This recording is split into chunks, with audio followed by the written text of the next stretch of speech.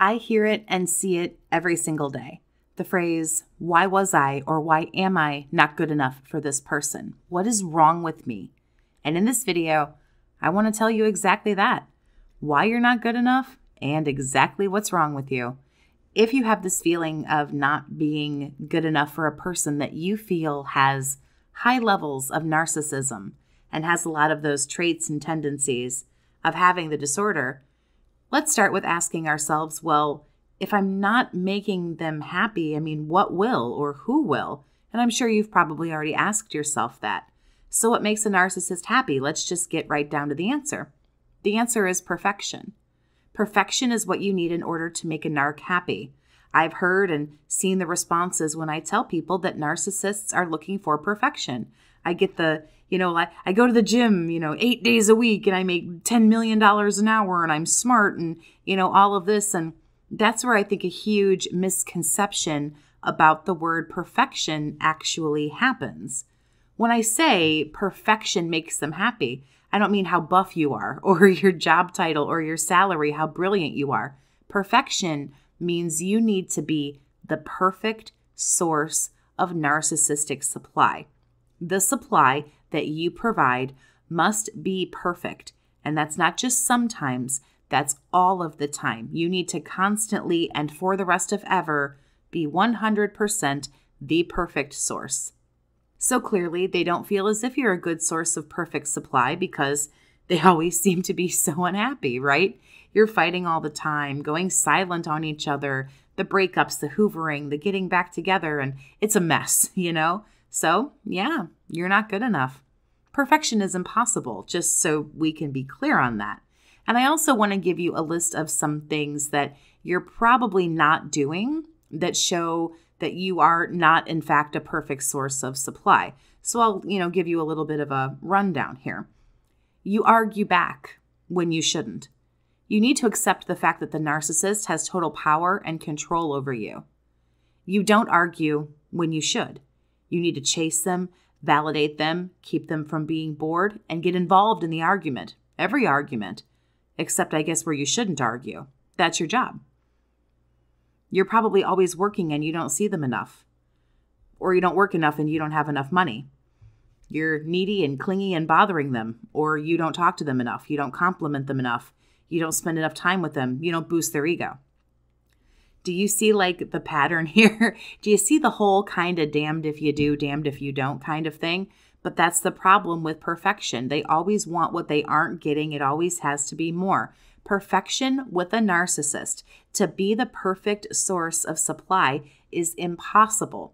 You have to know what to do, when to do it, when not to, the explanation. And here's the thing, even if you make the right choice, you're wrong.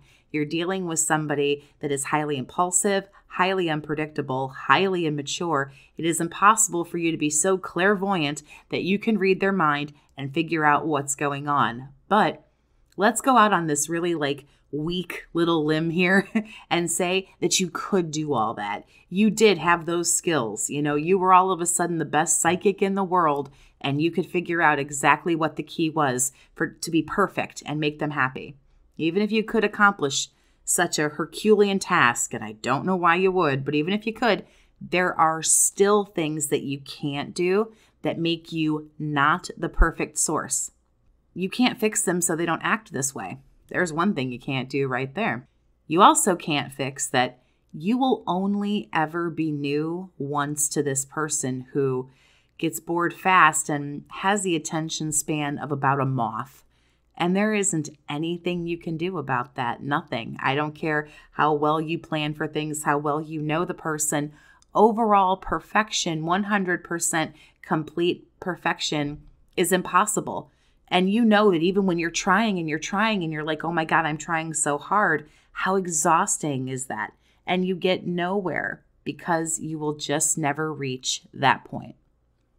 If you'd like to talk with me one-on-one about what you're going through, if you want to ask questions about your particular situation, vent to a survivor who's been through it, and get other help and support, you can set up a chat session with me by clicking the link down below in the description of the video, or you can send an email to BookAChatWithJess@gmail.com to get started. So that's why you're not good enough, survivor, because you literally can't do what's impossible. Perfection is not even really a thing. You can't please somebody who, let's just say it. You can't make someone happy who honestly you can tell is just happier being miserable. You can't work any magical mojo to try to fulfill an empty person. They have to do that. It's not your job. It's not your responsibility to make somebody happy, to validate them, to love them, to get them what they need, to read their mind. That is their job. They need to go to therapy or talk to whoever and work out their own issues on their own. It doesn't work when someone tries to fix you. So why would it work in this situation? What makes you think that you can fix this person? Absolutely impossible. But also to further that point a little bit, they're cool. They're okay. They think they know what's best. They think that they're making the best decisions that they possibly can in that endless search. Because here's the thing we're forgetting. Yeah, they kind of throw us aside, like yesterday's newspaper, but they are still looking for perfection. They have not found it in us because it is impossible. And this is why they continue to hunt for new people. This is what they think is the right thing to do. Well, you're not perfect. Of course, there's blame shifting. You suck. It's not my fault. So now I've found this next person and they're perfect until they're not. And that's why everything is always, doomed to fail, regardless of what happens or what doesn't. They want you to shut up and jump through hoops and be a good little source of supply, a nice little obedient list of goods and services until you're not, or until they're bored of you, or until the inevitable just happens. So now on to what's wrong with you. Well, nothing, but I can tell you what a narcissist certainly thinks is wrong with you. I can certainly tell you why you will never be perfect to them and why they're never satisfied. I can absolutely give you that list. More than happy to. Here it is. You stand up for yourself. You're not a spineless little doormat asking for more abuse. You want to be heard. You're a human being. You want a partner to listen to your values, ideas, opinions, feelings, thoughts, emotions, because you have them and you would like to share them with your partner. You have expectations of your partner in a relationship, as you should. You want this person to be loyal. You need them to be able to communicate. You want them to have good morals and values. They need to be a part of a team. You have boundaries. There are lines that no one in this world should be allowed to cross. That's a normal, good, and healthy thing that everybody should have. You have standards. Again, also a good, normal, healthy thing. You demand respect. As a human being, I think we should all get at least a little bit of that by default here, but who am I, right? You want to solve problems.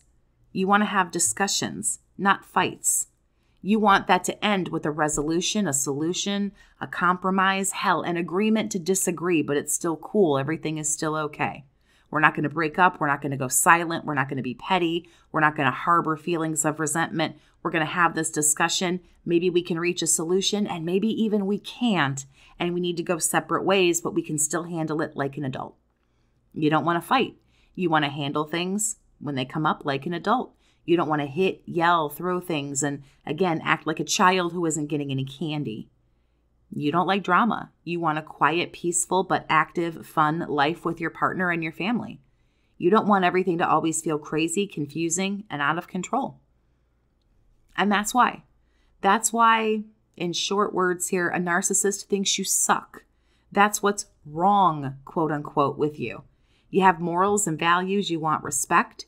You're not perfect. It might not be a very fulfilling answer that will make you really happy, but you don't want to be a good source of narcissistic supply.